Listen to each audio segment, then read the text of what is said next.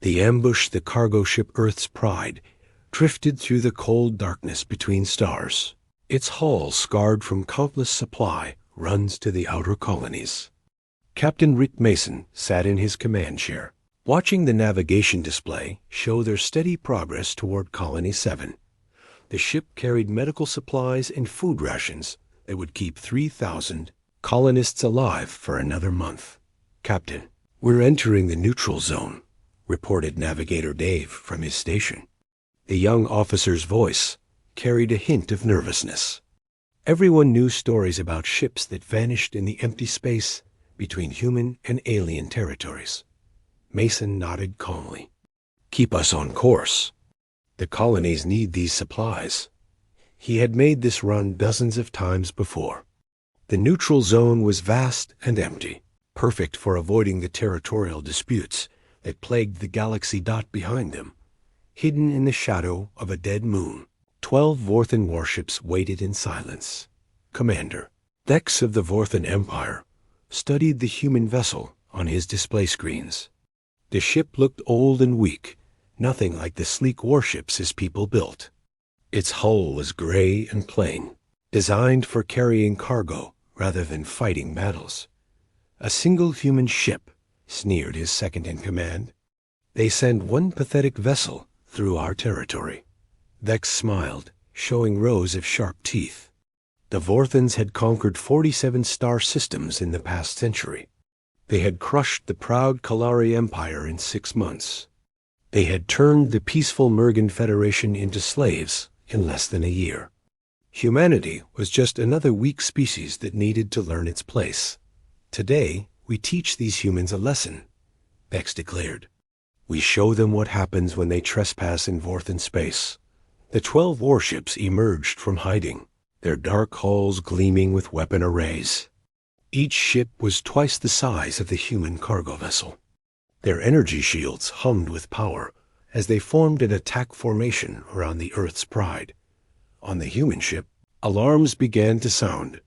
"Captain, 12 ships dropping out of stealth," called out Weapons Officer Lisa, her fingers dancing across her console. "Their Vorthan design. Heavy cruisers." Mason felt his stomach tighten, but his face remained calm. "Red alert. All hands to battle stations." The bridge lights dimmed to their combat setting as his crew of 6 took their positions. The main screen flickered to life, showing the scarred face of Commander Dex. The alien's eyes burned with cruel satisfaction as he spoke in heavily accented human language. "Human vessel, you have entered Vorthan space without permission. You will surrender immediately and prepare to be boarded." Mason stood slowly, straightening his uniform. "This is neutral space, Commander.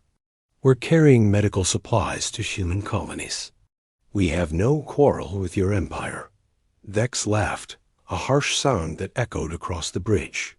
"There is no neutral space, human. There is only Vorthan territory, and future Vorthan territory.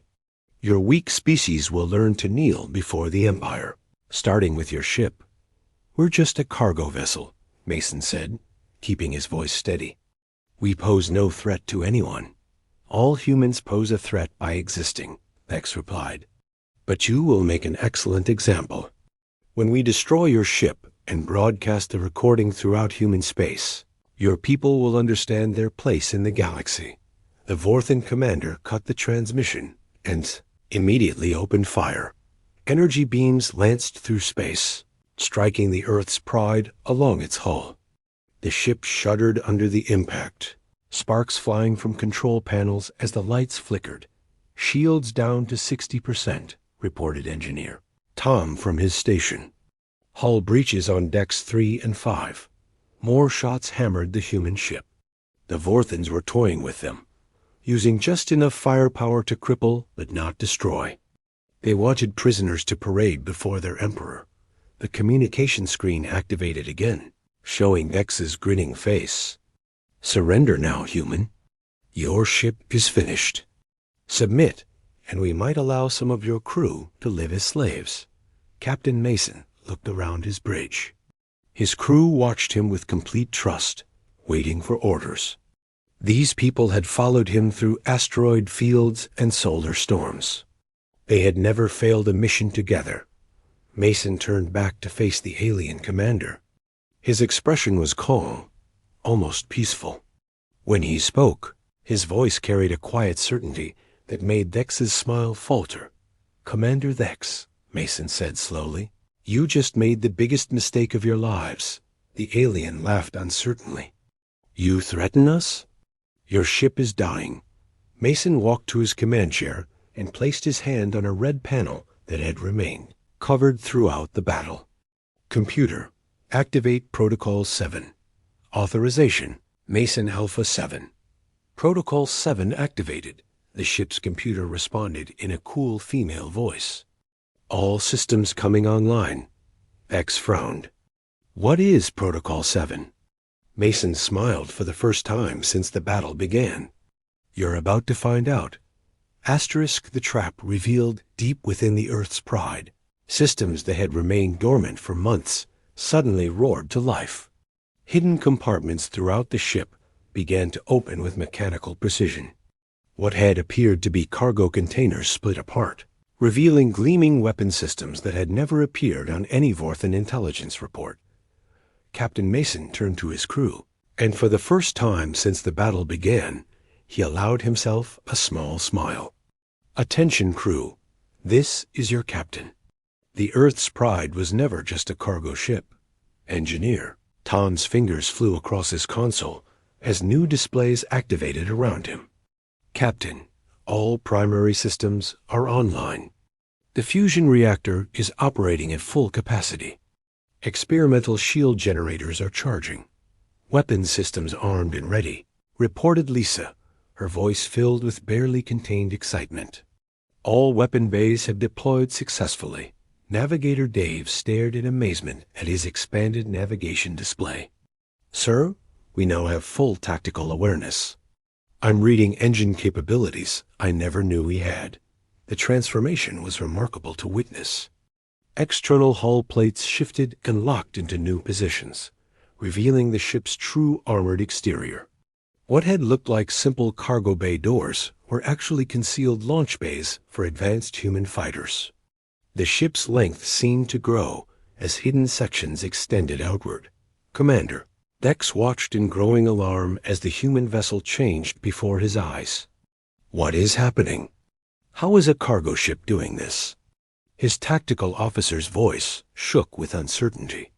"Commander, I'm reading massive energy signatures from the human ship. Their power output has increased by 800%. "Impossible," Beck snarled. "It's some kind of trick. All ships maintain attack formation. Destroy that vessel now." But something had changed in the space around them. The Earth's pride no longer looked like a helpless cargo ship. Its hull now gleamed with military-grade armor plating. Weapon turrets that should have been impossible to hide were now visible along its sides. Most disturbing of all, the ship's energy signature matched that of a heavy BAT-TLECRUICER. Mason opened a channel to his crew throughout the ship. "Ladies and gentlemen, for the past 18 months, we've been operating under deep cover. Our mission was simple, appeared to be ordinary cargo runners while gathering intelligence on potential threats to human space." He paused, looking at the Vorthan fleet surrounding them. "Today, that mission has changed. These aliens have declared war on humanity by attacking a vessel carrying medical supplies. They've shown us exactly what kind of species we're dealing with." Tom called out from his station. "Captain, all shield systems are now fully operational. We're reading deflector efficiency at maximum levels." "Excellent." "Lisa, what's our weapons status?" The weapons officer grinned. "Sir, we have 12 plasma cannon arrays, 6 torpedo bays, and 4 experimental particle beam weapons. All systems are fully charged and ready for combat." Mason nodded with satisfaction. "Dave, I need you to calculate firing solutions for all 12 enemy vessels simultaneously." "Already done, Captain." The tactical computer has been running simulations since they first appeared. The communication screen flickered back to life, showing Commander Thex's confused and angry face. Human, what kind of deception is this? No cargo ship possesses such technology. Mason's expression grew cold. You're right, Commander. No cargo ship does. But the Earth's Pride was never a cargo ship. She's Earth Defense Force Vessel 001, the first of her class. Impossible. Our intelligence reports show humans have only basic space technology. Your intelligence reports show exactly what we wanted them to show, Mason replied. While your empire has been conquering helpless civilizations, humanity has been preparing. We've been watching. We've been learning. And most importantly, we've been building. Thex's eyes narrowed dangerously. Even if this is true, you are still one ship against 12. Surrender now, or we will blast you into space dust. Mason turned to his crew. Tom, bring all defensive systems to full power. Lisa, target their lead ship. Dave, prepare evasive maneuvers. Sir, all systems ready, Tom reported. Weapons locked on target, Lisa confirmed. Evasive course plotted and ready, Dave added. The captain looked back at the screen where Commander Thex waited for his response. You want to know what Protocol 7 is, Thex? It's the activation code for humanity's true space fleet. Every cargo ship you've seen in human space for the past 2 years has been exactly like this one. Thex's face went pale. You're lying. Your empire has built its power by attacking the weak and defenseless, Mason continued. You've never faced an enemy that could fight back. That changes today. The alien commander's voice rose to a shout. All ships, destroy them now. Full power to weapons. Mason's smile was cold as winter space. Too late for that, Commander. You had your chance for peace. You chose war instead. He turned to his weapons officer. Lisa, you may fire when ready. With pleasure, Captain. The space around them erupted in brilliant flashes of light as the real battle began. Asterisk the counterattack. First plasma cannon blast from the Earth's Pride struck the lead, Vorthan cruiser with devastating force. The alien ship's shields flared bright blue for an instant before collapsing completely. The plasma beam punched through, the hull like it was made of paper, causing a chain reaction that tore the ship apart from the inside. Commander Thex watched in horror as his flagship exploded in a brilliant ball of fire and debris. Impossible. No single weapon should penetrate our shields so easily. But the human ship was just getting started. Lisa's targeting system locked onto 3 more Vorthan vessels simultaneously. The alien crews barely had time to react before more plasma beams lanced out from the Earth's Pride. 2 ships were destroyed instantly, while the third lost all power and began drifting helplessly through space. 4 ships down, Lisa reported calmly. 8 remaining targets. Dave's hands moved across his navigation controls with practiced precision. The Earth's Pride suddenly accelerated with impossible speed, moving like a fighter craft despite its massive size. The Vorthan ships tried to track the human vessel, but their targeting computers couldn't keep up. How are they moving so fast? Shouted one of Vex's officers. That ship is larger than a cruiser, but it moves like a scout vessel. Tom monitored the ship's systems from his engineering station. Captain, experimental engines are performing perfectly. We're operating at only 60% capacity and still outmaneuvering their entire fleet. The Vorthan ships opened fire with everything they had. Hundreds of energy beams filled the space around the human vessel, creating a deadly web of destruction. But none of them found their target. The Earth's Pride twisted and turned through the barrage like it was dancing. The ship's experimental engines allowed it to change direction instantly, making movements that should have been impossible for any vessel its size. Their shields aren't even taking damage, reported a Vorthan tactical officer. Our weapons are missing completely. Commander Thex felt panic rising in his chest. In 30 years of warfare, he had never seen anything like this. The humans were using tactics that made no sense, technology that shouldn't exist, and strategies that his military training had never prepared him for. The Earth's pride suddenly stopped its evasive maneuvers and hung motionless in space. For a moment, the surviving Vorthan ships thought they finally had a clear shot at their target. All ships, concentrate fire on the human vessel now, Dex ordered. 8 Vorthan cruisers fired simultaneously, sending a massive wave of energy toward the human ship. The beams struck the Earth's pride directly, creating an explosion visible from several star systems away. When the light faded, the human ship floated undamaged in exactly the same position. Shields holding at 98%, Tom reported. Their weapons barely registered on our defensive systems. Lisa's voice carried a note of cold satisfaction. Captain, I have firing solutions for all remaining targets. Permission to demonstrate human firepower? Mason nodded grimly. Show them what they're really fighting, Lisa. The Earth's pride unleashed its full arsenal for the first time. Plasma cannons fired in sequence, each beam finding a different target.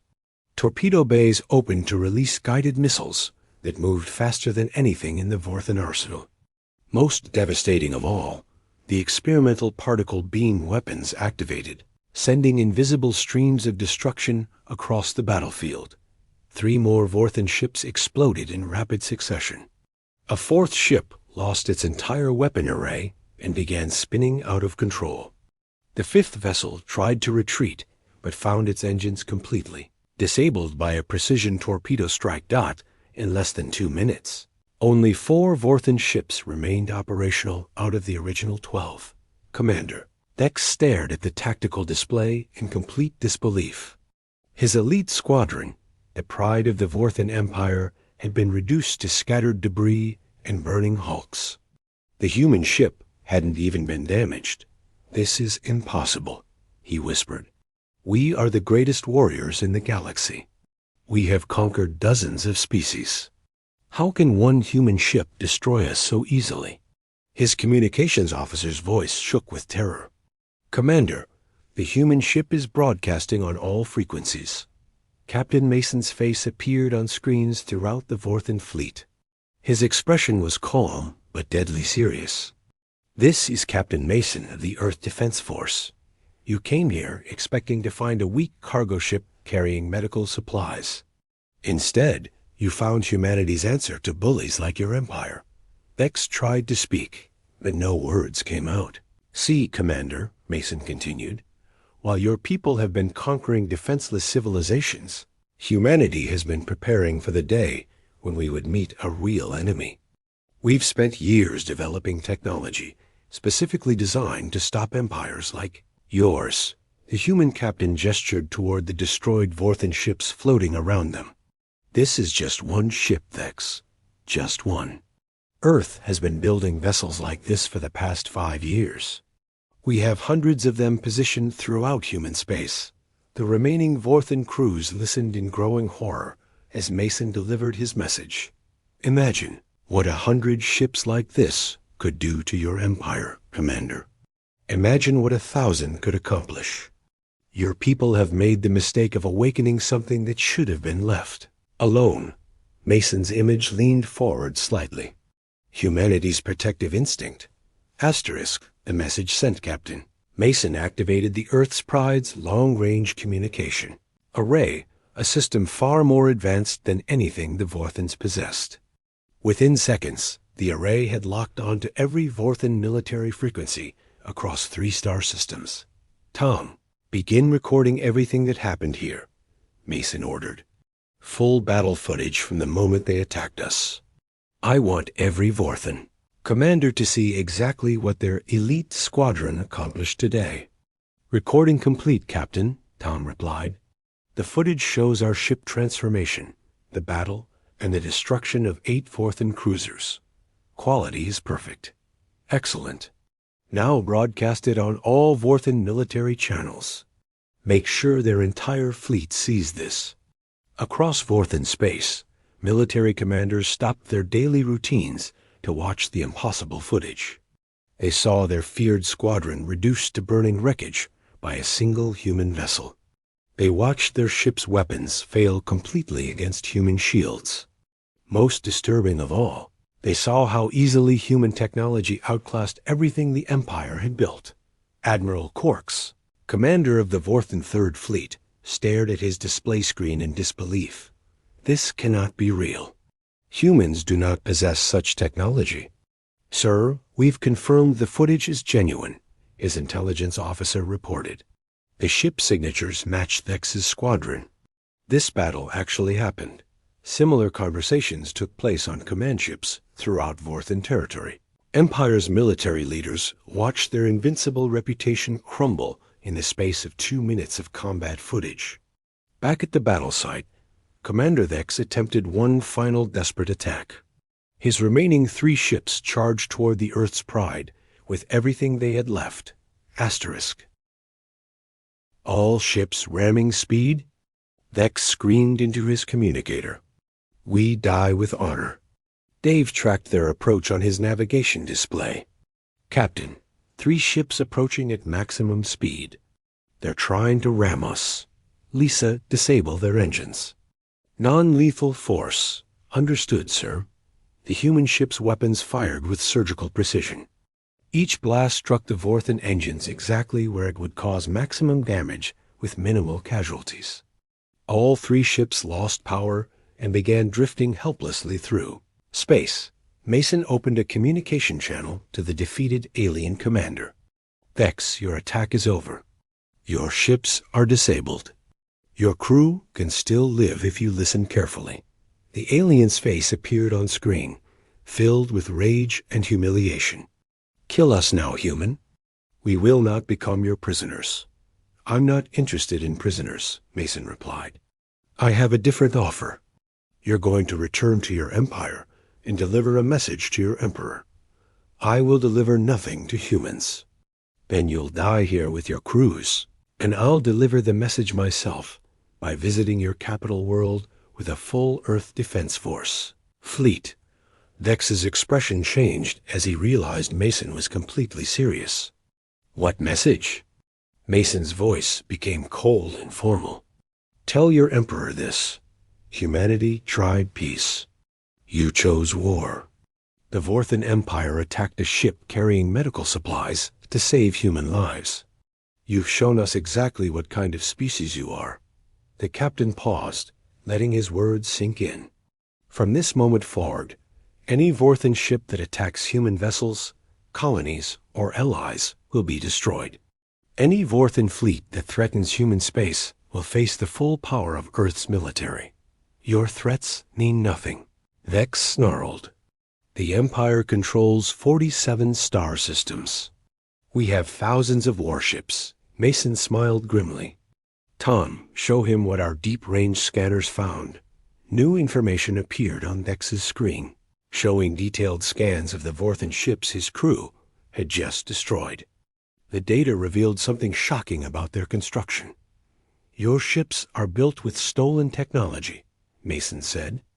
Engines taken from the Kalari Empire. Weapons copied from Mergen designs. Shield systems stolen from a dozen different species. You're not great warriors, Vex. You're scavengers. Tom's scans had revealed even more disturbing information. Captain, their database contains records of attacks on defenseless colonies. They specifically target species without space travel capability. Lisa reviewed the tactical data with disgust. Sir, they've been attacking civilian populations for decades. Medical facilities, schools, farming colonies. They're not soldiers. They're bullies. Mason turned back to the communication screen. Your empire built its power by destroying the helpless and weak. You've never faced an enemy that could fight back on equal terms. That's about to change. What do you mean? Vex asked, though he already feared the answer. Humanity isn't just going to defend our own territory, Mason explained. We've received communication requests from 17 different species asking for help against Vorthan attacks. Civilizations that have been suffering under your empire's cruelty for generations. The human captain's expression hardened. We're going to help them, Dex. Every single one of them. You cannot fight the entire Vorthan Empire. Watch us. Mason's voice carried absolute confidence. Earth has been building a fleet specifically designed to end empires like yours. Ships like this one, but bigger, faster, more heavily armed. He leaned forward in his command chair. Tell your emperor this. The age of Vorthan expansion is over. The age of Vorthan survival begins now. How long that age lasts depends entirely on your empire's next actions. Vex stared at the human captain, finally understanding the magnitude of what his attack had unleashed. Now go, Mason ordered. Deliver that message. And pray your emperor is smarter than you were today. Asterisk A. New Galactic Order. The footage of the battle spread across the galaxy faster than anyone had expected. Within hours, every spacefaring civilization had seen the impossible. A single human ship destroying an entire Vorthan squadron with ease.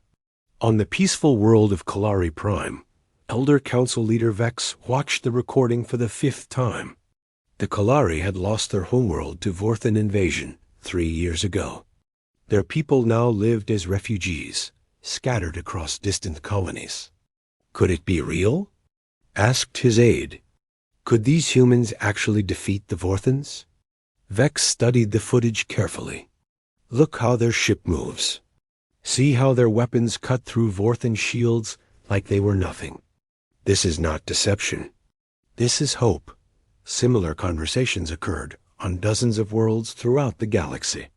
The Mergan Federation sent urgent messages to human space, offering alliance and assistance. The peaceful Taurian Republic, which had been preparing for inevitable Vorthan invasion, suddenly saw a chance for survival. Most significantly, species that had been enslaved by the Vorthan Empire for decades began to whisper about rebellion. Captain Mason received the first communication request while the Earth's Pride was still cleaning up the battlefield debris. The message came from the Kalari refugees. Captain Mason of Earth, the transmission began. We are the survivors of the Kalari Empire. We have watched our people suffer under Vorthan rule for 3 years. Your victory gives us hope that freedom might be possible. More messages followed within hours. The Mergan Federation requested a formal alliance. The Taurian Republic asked for protection agreements. Most moving of all, enslaved populations throughout Vorthan space sent secret transmissions begging for liberation.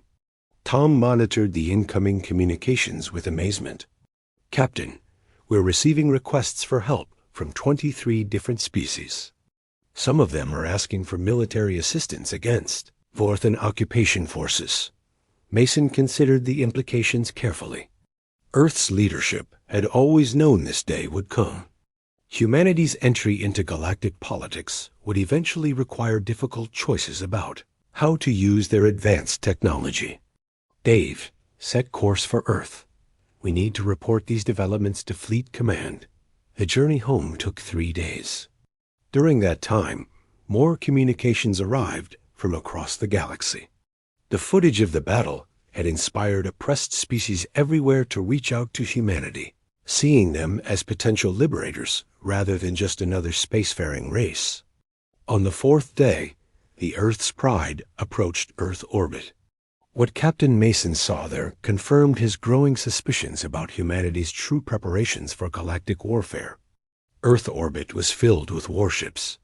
Hundreds of vessels identical to the Earth's Pride floated in perfect formation around the planet. Each ship wore the same disguised exterior that had fooled the Vorthans so completely. But Mason could see their true nature now that he knew what to look for. "My God," whispered Dave. "How long have they been building these?" Tom ran scans on the assembled fleet. "Captain, I count 412 vessels identical to ours, plus at least 50 ships of unknown configuration that read as much larger." Admiral Sarah Blake contacted them as they approached the fleet. Her image appeared on the main screen, showing a woman in her 50s with steel-gray hair and determined eyes. "Welcome home, Captain Mason. Excellent work with the Vorthen Squadron. Your battle footage has changed everything. Admiral, how long has Earth been preparing for this?" Blake smiled. 5 years, Captain. We've been building this fleet and positioning it throughout human space since our first contact with refugees from Vorthen-conquered worlds. We knew this confrontation was inevitable. Mason looked out at the massive fleet surrounding them. "What happens now?" "Now we do what humans have always done when faced with bullies," Admiral Blake replied. "We fight back. But this time, we're not just fighting for ourselves." The Admiral's expression grew serious. "The Vorthen Emperor has declared war on humanity in response to your victory. He's mobilizing their entire fleet to attack Earth and all human colonies. How many ships are they bringing?" "Intelligence reports suggest over 2,000 warships. The largest invasion force in Vorthen history." Mason felt a chill run down his spine. "Admiral, even with our technology, those are overwhelming odds?" Blake's smile returned. "Not for long.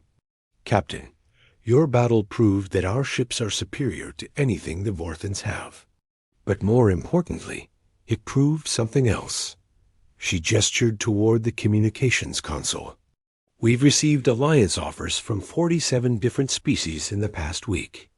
The Kolari want to contribute their surviving fleet. The Mergen Federation is offering their industrial capacity. Even some Vorthen colonies are asking to switch sides." The Admiral's voice filled with confidence.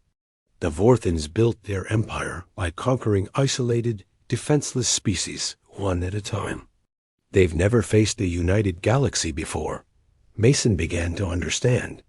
"We're not just defending Earth. We're building a coalition." "Exactly.